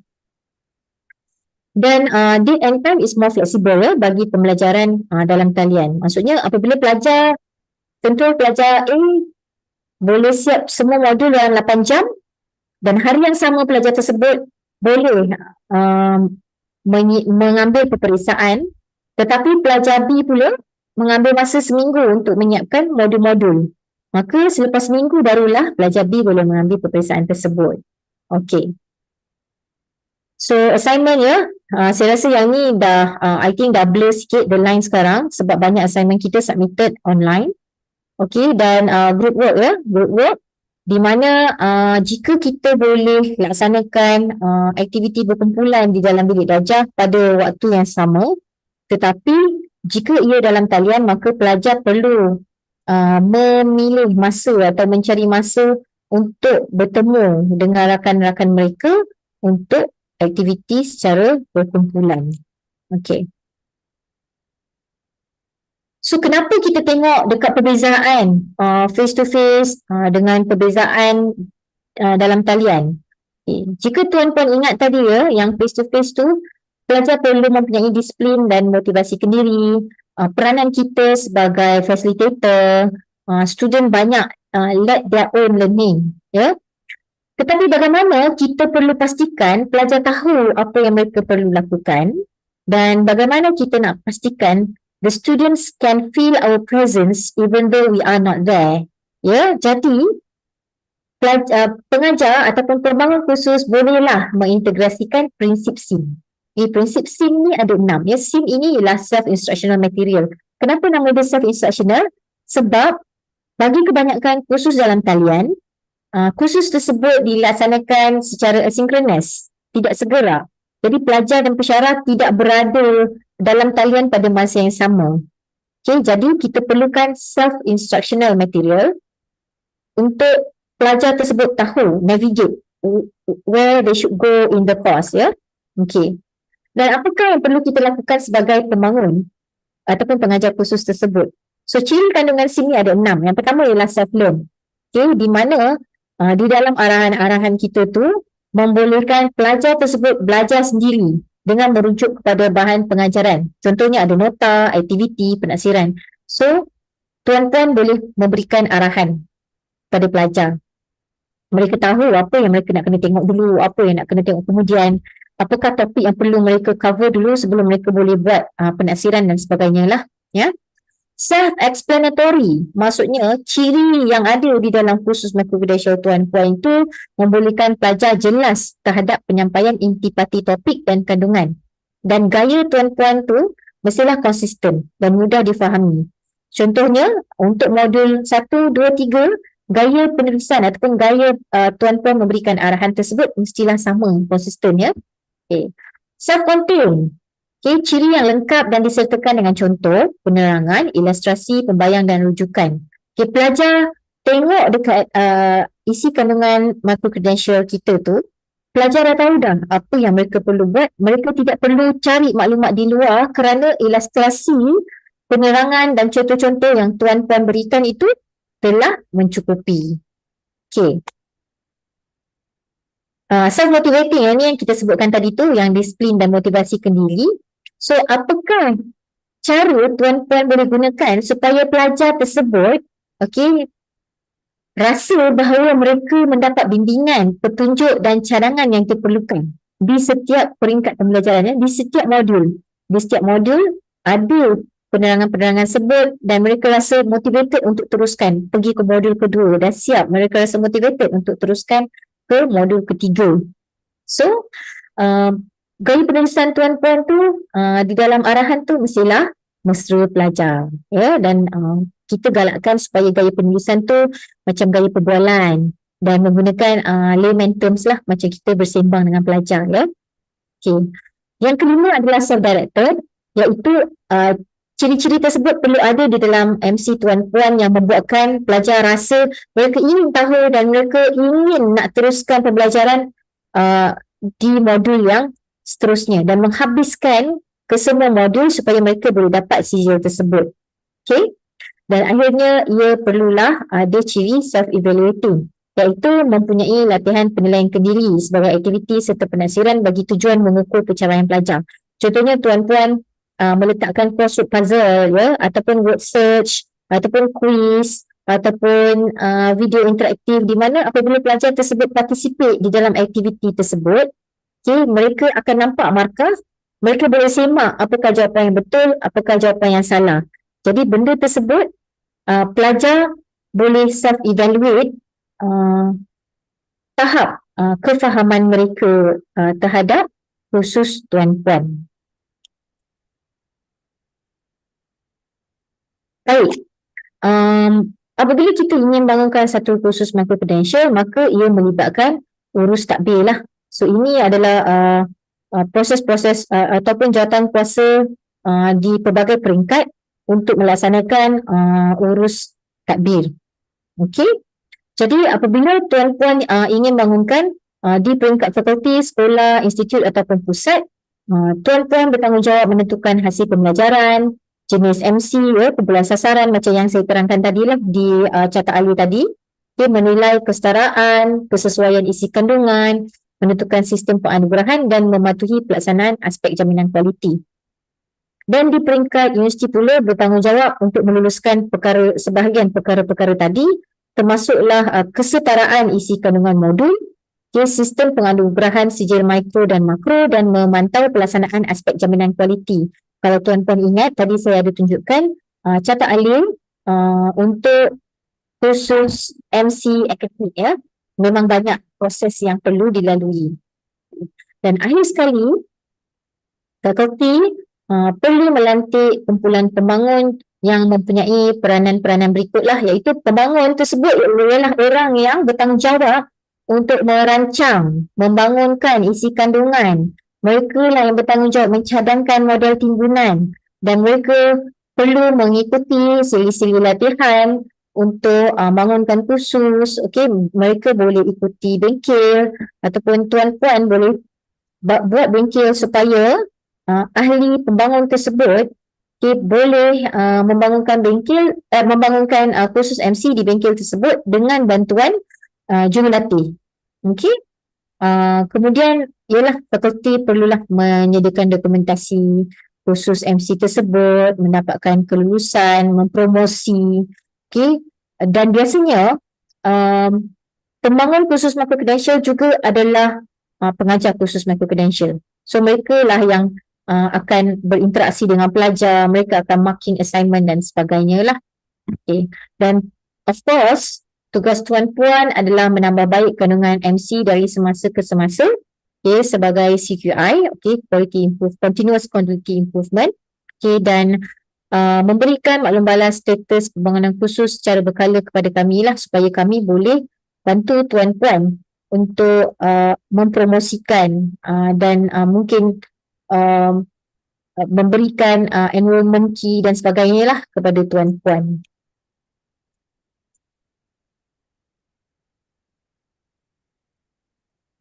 Okay. Suka untuk saya kongsikan dengan tuan-puan macam mana rupa rencana digital lah. So kita ada pelbagai rupa, pelbagai reka bentuk rencana digital, tetapi basically this is how it looks like. Okay. So macam mana tuan-puan boleh menganugerahkan rencana digital kepada pelajar tuan-puan. So sebagai contoh ya, tuan-puan boleh menetapkan syarat pelajar mestilah selesai menonton video ataupun membaca semua bahan pembelajaran. 1 ke 2 ke terpulanglah kepada tuan-puan. Okay. Pelajar selesai menjalankan aktiviti, sebagai contoh tuan-puan buat aktiviti H5P, crossword puzzle, find the words, fill in the blanks sebagai contoh ya. Dan yang ketiga, pelajar telah mendapat skor minimum yang telah tuan-puan tetapkan bagi setiap penaksiran di dalam kursus. Apabila pelajar telah melengkapkan ketiga-tiga aktiviti ini, maka pelajar tersebut layak mendapat satu lencana digital. Dan ketiga-tiga aktiviti ini, ketiga-tiga kandungan ini, tuan-puan boleh buat tetapan ataupun settings di dalam Putra-MOOC, supaya pelajar mesti complete, barulah layak mendapat lencana digital. Dan lencana digital tersebut automatik pelajar dapat, tuan-puan tidak perlu approve satu persatu, tak perlu dia boleh dibuat secara automatik. Okey. Dan di bawah ini adalah contoh sijil lah. Bentar ya, saya kongsi sekejap lagi, saya akan tunjuk macam mana rupa kita punya khusus di dalam Putra-MOOC ya. Okay. So ini adalah gabungan-gabungan lah lencana digital. So contoh lencana digital ni, pelajar tersebut telah menyiapkan 12 modul 12 modul, maka pelajar tersebut telah mendapat 12 lencana digital. Apabila telah lengkap 12 modul, dapat 12 lencana digital, maka pelajar tersebut akan mendapat satu sijil mikro, di mana di dalam sijil mikro tersebut akan disenaraikan lencana digital yang telah pelajar tersebut perolehi. Okey? Okey. Berkaitan dengan perancangan atau pembangunan seperti yang dimaklumkan tadi, modul yang tuan-puan ingin bangunkan mestilah bersesuaian dengan permintaan pasaran dan keperluan industri, dan jika tuan-puan ingin bangunkan kursus akademik, maka tuan-puan perlulah memastikan hasil pembelajaran ataupun kompetensi modul, termasuklah isi kandungan, topik, kesesuaian kaedah penyampaian dan sebagainya, sejajar dengan tahap MPF dan standard program yang digariskan oleh MQA atau badan profesional, yang berkaitan dengan bidang tuan-puan lah. Dan tuan-puan perlulah merancang kaedah penaksiran bagi mengukur pencapaian hasil pembelajaran, penggradan dan pelaporannya sesuai dengan maklumat lencana digital, sijil makro dan sijil makro yang tuan-puan ingin bangunkan. Dan modul-modul MCUPM boleh dipindah kredit bagi kemasukan ke program akademik pada peringkat diploma dan bachelor. Mungkin juga sekarang ni peringkat siswaza pun boleh. Dan sebenarnya apabila kita apa yang kita masukkan dengan modul-modul boleh pindah kredit ni, jika pelajar yang mengikuti kursus MC tuan-puan tu belum lagi menjadi pelajar di UPM. Okay, mereka mengikuti kursus mungkin selepas SPM, seorang pelajar ni nak ikuti satu kursus micro credential akademik kita. Jadi dia masuk ke dalam platform Putra MOOC, dia nampak ada kursus kenegaraan, sebagai contoh mereka pun ambil kursus kenegaraan. Tapi mereka belum daftar lagi sebagai pelajar kita. Jadi apabila mereka ingin menyambung pengajian di UPM, maka mereka boleh membuat pindah kredit. Tetapi jika pelajar tersebut adalah pelajar yang telah mendaftar di dalam UPM dan kursus akademik tuan-puan yang dibangunkan dalam bentuk MC telah mendapat kesetaraan terlebih dahulu, maka pelajar tersebut tidak perlu memohon pindah kredit kerana kesetaraan tu telah berlaku. Jadi pelajar tersebut ikuti kelas secara dalam talian MC ataupun secara bersemuka tidak boleh dipertikaikan kerana telah mendapat kesetaraan. Sebab dia memang setara, sama yang face to face dan yang online. Okey. So begitulah yang dimasukkan dengan pindah kredit dan kesetaraan. Okay, jadi katakanlah tuan-puan mempunyai 40 orang pelajar untuk kursus tersebut dan pelajar tersebut adalah pelajar UPM. Maka pelajar tersebut, jika pelajar tersebut mengikuti kursus tuan-puan secara micro credential, maka pelajar tersebut tidak perlu membuat permohonan pindah kredit. Jika pelajar tersebut semua membuat permohonan pindah kredit, maka tuan-puan mempunyai 40 permohonan pindah kredit. Tetapi jika kursus tersebut telah dibuat kesetaraan, maka kesemua 40 pelajar secara automatik telah dikira mengikuti kursus tersebut kerana ia adalah setara. Okey. Okey, di pihak kami kami Kate Lead Seksyen Inovasi Pengajaran dan Pembelajaran. Okey, berikut adalah staf kami yang boleh membantu tuan-puan untuk melaksanakan perkara-perkara berikutlah yang disenaraikan di sini. Dan jika tuan-puan ingin mendapatkan ingin membuat satu bengkel pembangunan kursus micro credential tetapi tidak tahu bagaimana pengisian bengkel tersebut, maka tuan-tuan boleh berhubung dengan kami, sama ada saya ataupun Dr. Kaizi Omar ataupun seksyen PKPA untuk mendapatkan khidmatlah, untuk mendapatkan khidmat nasihat daripada kami apakah kursus yang bersesuaian ataupun bengkel-bengkel yang bersesuaian yang boleh membantu tuan-puan speed up proses pembangunan micro credential tuan-puan. Baiklah, berikut ialah maklumat yang untuk tuan-puan hubungi kami, tapi saya ingin kongsikan dengan tuan-puan bagaimana rupa platform Putra MOOC . Okey, jika tuan-puan ingin mengikuti kursus micro-credential ataupun jika tuan-puan ingin bangunkan kursus micro-credential, maka ini adalah laman web kami putramook.upm.edu.my. Okey, tuan-puan boleh log in dengan UPM ID. Okey. So di bawah di bawah platform ini ada dua jenis ya, Putramook dan micro-credential. Micro-credentials dalam talian diletakkan di bawah Putramook kerana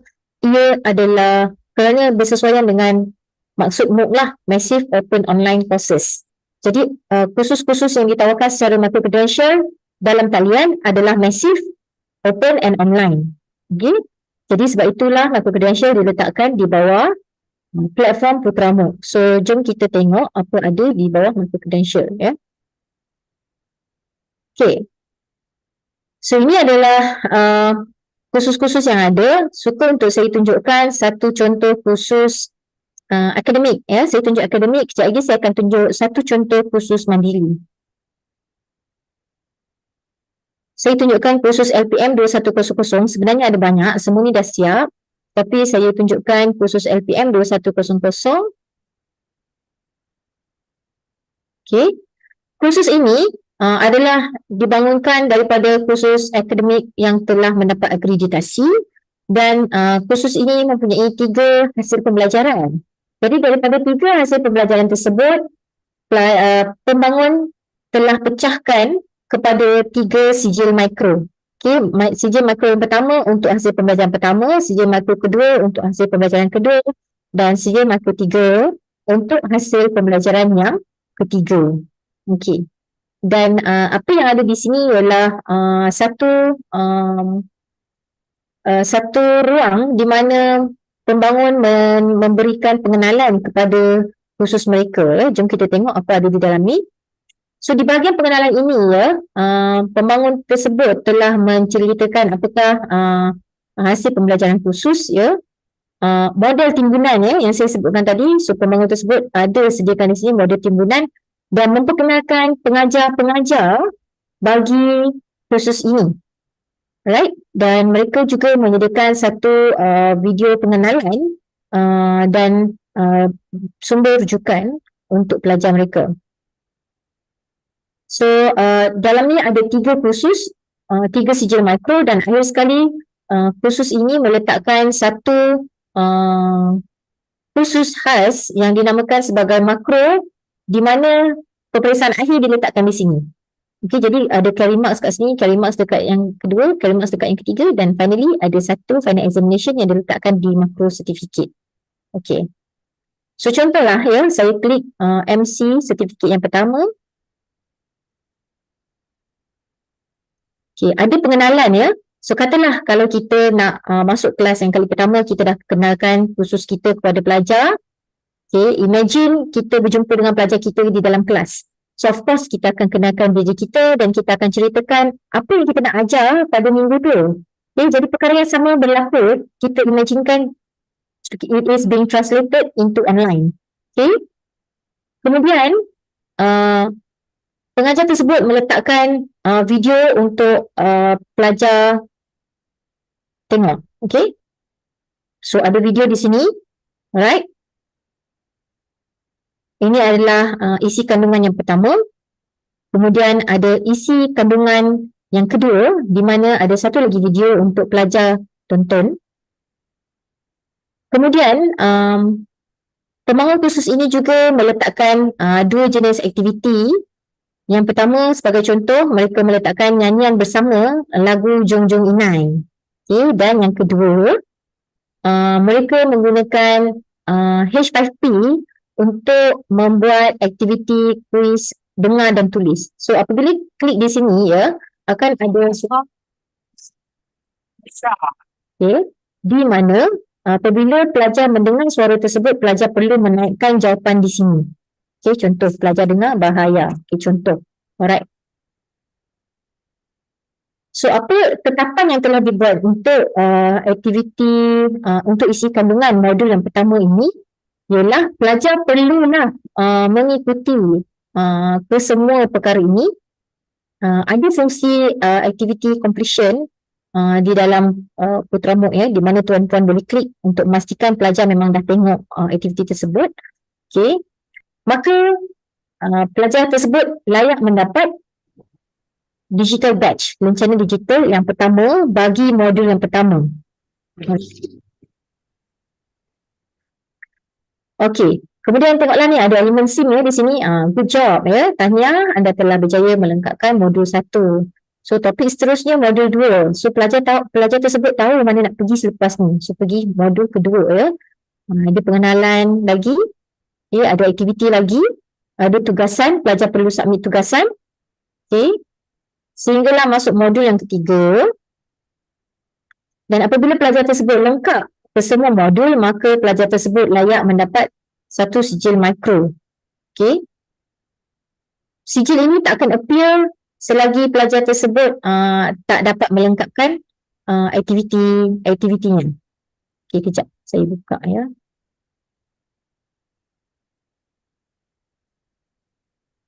Alright.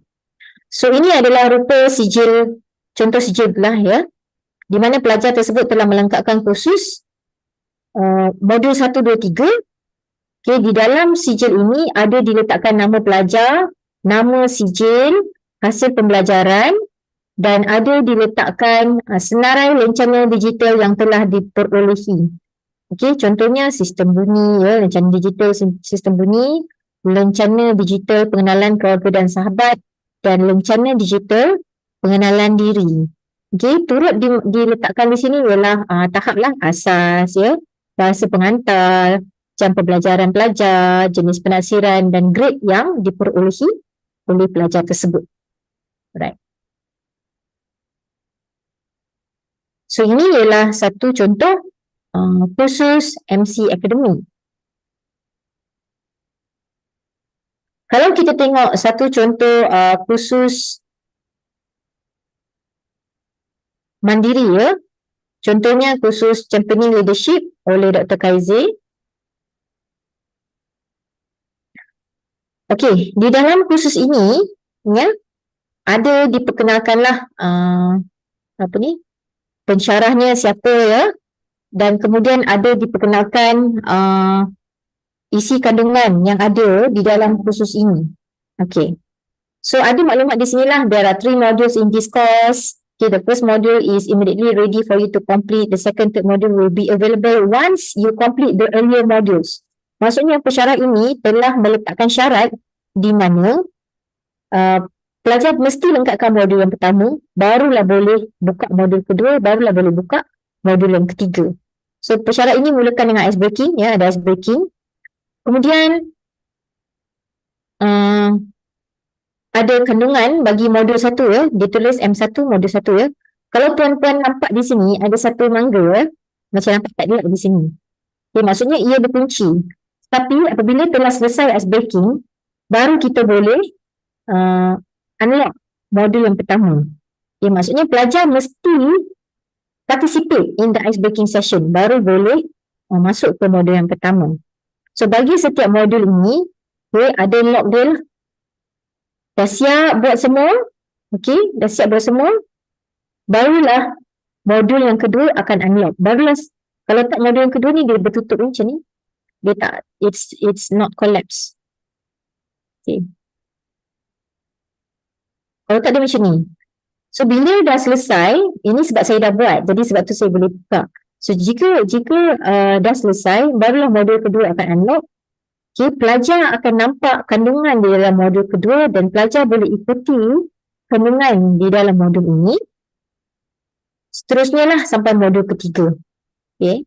Apabila pelajar telah melengkapkan ketiga-tiga modul, barulah pelajar tersebut boleh memuat turun sijil. Ya, ini Championing Leadership Certificate. Right, klik. So barulah boleh dapat sijil. So ini sebagai view sebagai pengajar lah. Jadi tuan-tuan boleh tengok siapa nama pelajar-pelajar yang telah mengikuti kursus ini dan sertifikat yang dah dapat sertifikat. Alright. So ini adalah satu contoh kursus mandiri sijil mikro sahaja, bukan sijil makro. Maksudnya dia tidak ada syarat-syarat perlu siap sijil 1, sijil makro 2, sijil makro 3 baru dapat 1 sijil makro. Tidak ada syarat seperti itu. Alright. So itu contoh yang telah saya tunjukkan, satu khusus akademik dan satu khusus mandiri untuk rujukan tuan-puan lah. Okay. Jadi itu sahaja saya perkongsian pada hari ini. Jadi saya boleh buka kepada sesi soal jawab. Silakan.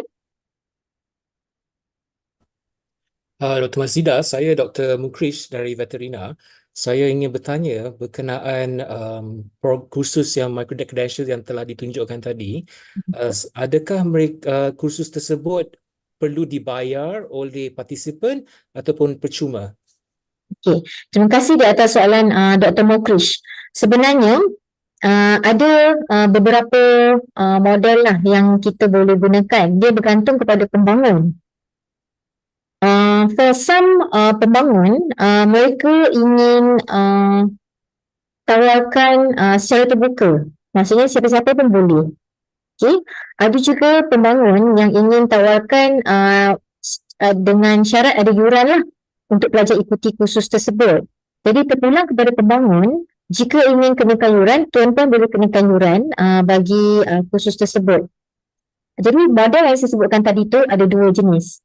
Ada model yang boleh digunakan begini, di mana yang pertama sekali sebelum masuk kursus lagi pelajar dah kena bayar. So bila pelajar bayar kursus tersebut, mereka mendapat akses kepada kursus itu dan mereka boleh belajar sampai habis dan boleh terus download sijil. Model yang kedua, dia punya paywall tu dekat belakang. Maksudnya learning is free. Pembangun tersebut bagi siapa-siapa sahaja belajar. Belajarlah apa-apa yang ada dalam kursus ni. Tetapi jika pelajar tersebut inginkan sijil, baru pelajar tersebut bayar dan sijil tersebut akan dihantar kepada pelajar tersebut. So ada dua jenis. So you can put your paywall at the front or you can put your paywall at the back, bergantung kepada keperluan lah. Kenapa kita nak bangunkan kursus tersebut. Sebagai contoh, ada kursus micro-credential yang hendak ditawarkan kerana ia ialah satu keperluan profesional, nak bagi sijil profesional. Jadi kursus tersebut tawarkan, kursus tersebut minta yuran di awal. So paywallnya di depan, paywall depan. Sebelum masuk lagi kursus, bayar dulu. Bayar, ikuti kursus, dapat sijil. Okay. For some kursus yang mandiri ataupun yang mandiri lah biasanya, yang kecil-kecil memang just nak tawarkan kemahiran kepada orang ramai. Jadi dia memang buat free. So learning is free lah. Belajarlah apa-apa dalam kursus tu. Masuklah. You daftar je dekat Putramo. You can follow my course. Tetapi jika nak sijil, barulah pelajar tersebut bayar, baru boleh dapat sijil tu. Saya menjawab soalan Dr. Mukrish. Okey, lagi satu soalan. Kalau macam disebut pasal paywall tersebut, urusan pembayaran tu adalah tanggungjawab Kate ataupun pembangun modul tersebut?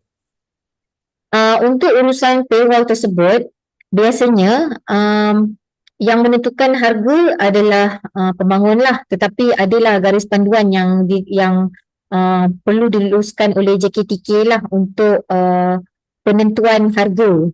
Okay. Tapi dia juga terpulang lah. Kadang-kadang pakar dalam UPM, iaitu pembangun tu, bekerjasama dengan industri. So industri pula kata, untuk kita kurniakan sijil ni, it's expensive because sijil ni profesional. Jadi mereka akan tentukan harga yang mungkin lebih mahal daripada yang JKTK cadangkan contohnya. Jadi itu terpulang antara pembangun dan industri, dan pembangun tu sendiri pun boleh decide. Tapi ada, dan pembangun tersebut boleh decide lah, tapi ada panduan lah yang kita perlu ikut, ada advice by bursa dan sebagainya. So dari segi perkara tersebut, bayaran tersebut akan masuk ke akaun kira-kira UPM.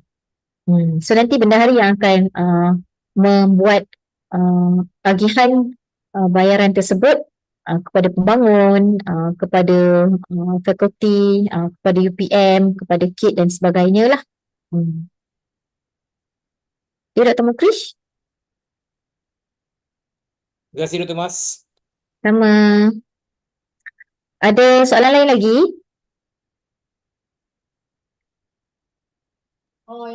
Assalamualaikum, Dr. Mas. Silakan. Sultan here from Biotech. Okey. Doktor, saya nak tanya doktor, kalau untuk dapatkan satu sijil mikro, berapa bilangan minimum modul, minimum dan maksimum? Ada tak spesifik limitation? Satu sijil mikro, tidak kira lah dia akademik ataupun dia mandiri, okay. Minimum kalau dia boleh stackable minimum 2, tidak boleh 1. Okay, jadi minimum 2. Tetapi maksimum tu terpulang pada pembangun letak berapa tu. Okey, satu lagi. Okey, faham. Pada pembangun kadang-kadang ada yang letak sijilnya sampai 11 dan wajib fulfill 11. Modulnya ada 11 dan wajib fulfill 11. Kan dia demotivating sebab pelajar susah nak kumpulkan 11 untuk dapat satu sijil. Ada pembangun yang dipecahkan daripada 11 tu dipecahlah jadi sijil 1, sijil 2. So bagaimana reka bentuk khusus yang doktor nak bangunkan tu. Faham. Bergantung kepada kita punya ni lah ya. Konten. Maknanya sijil micro 1, micro 2, micro 3 to get the sijil makro tu, dia satu related each other lah maksudnya from sijil 1 and 2, 3 tu. Topik besar dia tu relevan lah. Some feel ke macam tu ke? Sebenarnya kita punya bilangan sijil micro terpulang, tapi kalau akademik biasanya ikut 3 hasil pembelajaran tu. Okey, faham. Alright. LO tadi kan? Ada juga yang khusus yang memang nak buat lebih yang mandiri. Ada yang buat 6 sijil mikro baru boleh dapat satu. Okey, faham. Dia based on the LOs lah, okey? Kan? Alright. Okey, faham. Thank you, doktor. Sama. Saya baca soalan daripada Dr. Wan Mastura. Apakah kombinasi beban kredit yang dibenarkan untuk kursus micro credential? Contoh 0+1, 1+1, 1+0 dan lain-lain dan kredit maksima. Okey, sebenarnya untuk yang ni, soalan ni saya kira untuk kursus akademik yang berakreditasi lah ya. Sebenarnya untuk kombinasi beban kredit tu kita tidak ada menetapkan syarat. Sebab micro credential ni kalau tuan-puan ingat tadi, ia ada 3 mod penyampaian, iaitu secara teradun, secara fizikal bersemuka sepenuhnya, dan yang ketiga adalah secara dalam talian. Sebagai contoh, tuan-puan boleh melaksanakan satu kursus micro credential yang ada amali. Jadi untuk sijil 1 dan sijil 2 contohnya ialah secara teori. Kemudian sijil 3 ialah amali sahaja. Jadi pelajar tidak perlu datang kelas teori, tetapi pelajar datang untuk amali sahaja. Yang amali tu itu ialah yang secara takdun tadi itulah. Maksudnya dia bukan 100% dalam talian. Kalau tuan-tuan nak buat yang kelas amali sepenuhnya, dan mesti amali tu mesti pelajar tu datang buat aktiviti, nampak the psychomotor skills of the student semasa amali, maka tuan-tuan boleh melaksanakan kursus micro credential yang sepenuhnya fizikal, bersemuka. Kita cuma gunakan platform tu untuk kumpulkan digital batch pelajar sahaja. Bolehlah kita buat satu kursus tapi untuk kumpul digital batch pelajar sahaja. Sebagai bagi tujuan perekodan lah. Saya menjawab soalan Dr. Wan Mastura ke? Right? Okey, saya baca lagi soalan di tepi ni. Kursus-kursus MC ni nanti jadi hak milik UPM atau pembangun modul? Okey. Alright. So, kursus hak milik UPM atau pembangun modul? Yang ni saya fikir yang ni dia mana-mana kursus akademik tu memang macam mana kalau kita pergi dekat Putra Science Park pun, okey, semuanya ialah UPM punya lah. Tetapi ada portion untuk pembangun banyak ni. portion untuk UPM banyak ni, portion untuk faculty banyak ni. Sebab especially kalau khusus tu khusus akademik lah. Alright. Okey, soalan seterusnya. Adakah khusus MC sesuai ditawarkan pada semester pendek? Alright. Maksud doktor tu khusus akademik ke? Saya jangka khusus akademik lah ya. Okey, untuk khusus akademik, jika ditanya kesesuaian, kalau kita tengok keadaan di UPM, biasanya pada semester pendek berlaku sedikit cabaran di mana nak pelajar perlu mengikuti kelas dalam tempoh 7 minggu sahaja. Okay, so antara cabaran lainnya penjadualan, pergi ke kelas dan sebagainya. Jadi apabila kursus tersebut tuan-puan ingin tawarkan dalam bentuk micro credential, sebenarnya ia memberikan flexibility kepada pelajar kita lah. Jadi pelajar boleh ikuti kelas tu pada bila-bila masa. Dia boleh join online, especially kalau micro credential tuan-puan tu memang fully online and asynchronous. Pelajar boleh join pada bila-bila masa. Dia boleh ikut masa dia untuk ikuti modul-modul, lengkapkan semua modul dan sebagainya. Yang penting dalam masa 7 minggu kena siap. Sebab memang ada pelajar yang dapat siapkan dalam tempoh 2 hari sahaja yang satu semester punya khusus. Pernah berlaku. Ya? Saya harap saya menjawab soalan tersebut. Okey, ada apa-apa soalan lain lagi?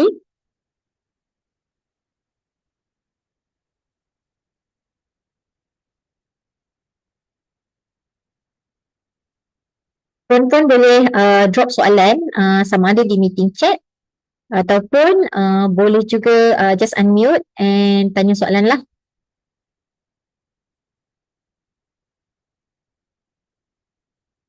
Okey, mungkin saya boleh kongsikan sikit lah FAQs sebagai contoh ya.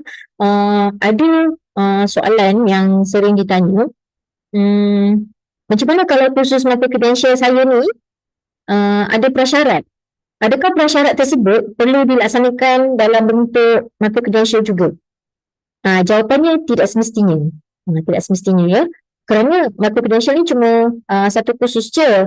So yang penting pelajar tersebut dah ambil dulu kursus yang prasyarat tu, baru pelajar tersebut boleh masuk dan ikuti kursus micro credential. Macam mana dari segi pelaksanaan?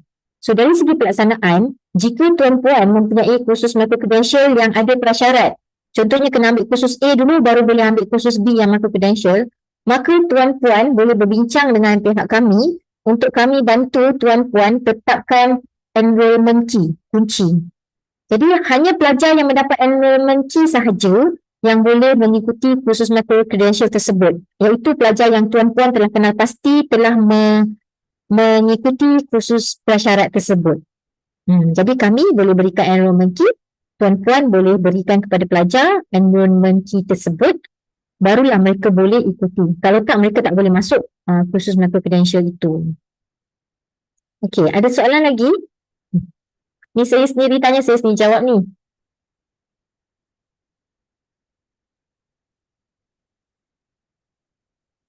Saya rasa saya tunggu satu lagi minit jika ada sebarang soalan daripada tuan-puan.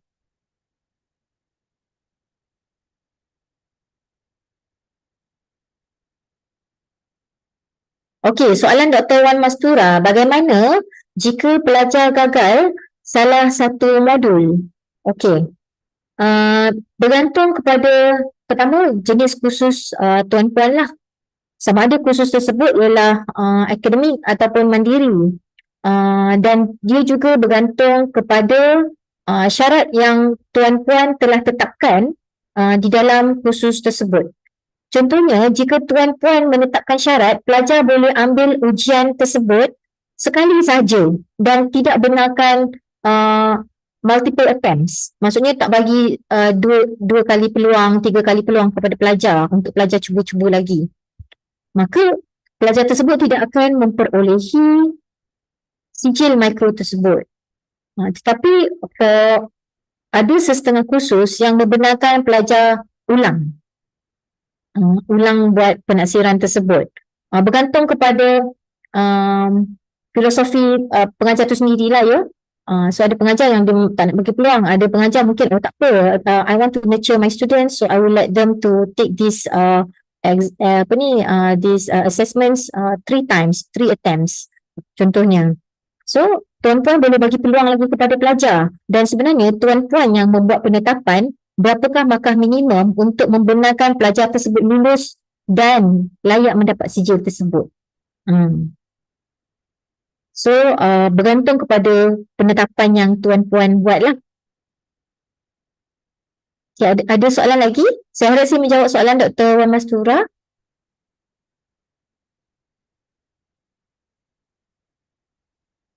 Alright.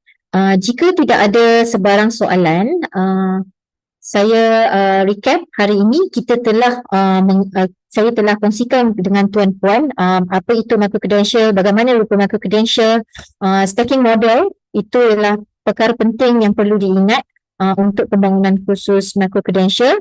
Okay, ada 2 jenis kursus micro-credential, akademik dan mandiri. Untuk akademik perlu dipastikan ia mendapat kesetaraan terlebih dahulu sebelum ditawarkan, dan untuk mandiri perlu juga melalui proses penilaian isi kandungan dan teknikal sebelum mula ditawarkan. Ya, tuan-puan boleh berhubung dengan saya ataupun ahli pasukan Kit Lead, terutamanya dari seksyen inovasi pengajaran dan pembelajaran untuk membangunkan kursus tuan-puan, dan jika ada sebarang soalan bagaimana untuk mengisi performa dan sebagainya lah. Okey. Jadi itu sahaja untuk sesi pada hari ini. Saya mengucapkan berbanyak terima kasih, dan jika tuan-puan belum lagi lakukannya, bolehlah tuan-puan merekod kehadiran sesi di dalam pautan yang disediakan oleh pihak urus setia. Okay, terima kasih. Assalamualaikum.